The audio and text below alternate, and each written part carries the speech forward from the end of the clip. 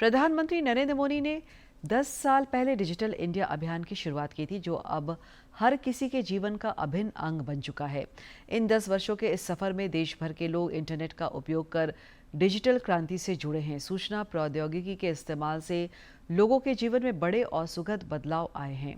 हजारीबाग के लोग भी डिजिटल तकनीक का इस्तेमाल कर घर बैठे कई सेवाएं ले रहे हैं।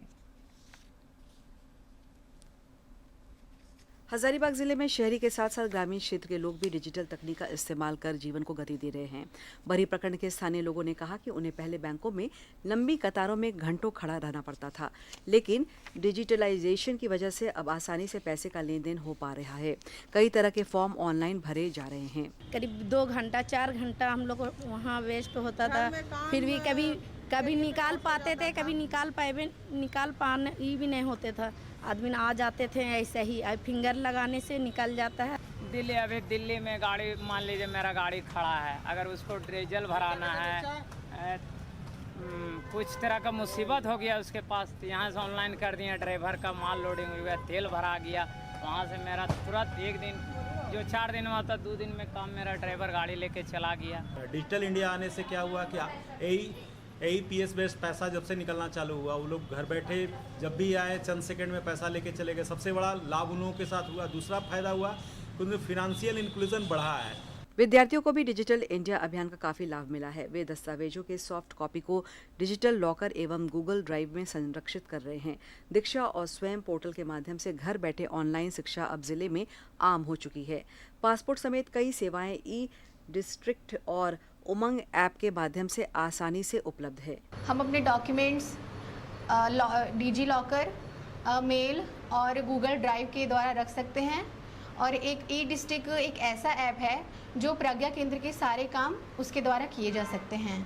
डिजिटल इंडिया आने से बहुत सारे बेनिफिट्स हुए एजुकेशनल के क्षेत्र में बहुत ज़्यादा, जैसे यूट्यूब, जीमेल, ई डिस्ट्रिक्ट, गूगल, बहुत सारे ऐसी चीज़ें हैं जिनसे हमें एजुकेशन में बहुत सारे बेनिफिट्स हुए हैं। हम अपना documents Google drive, mail, digi locker में अपलोड करके रख सकते हैं सेफली।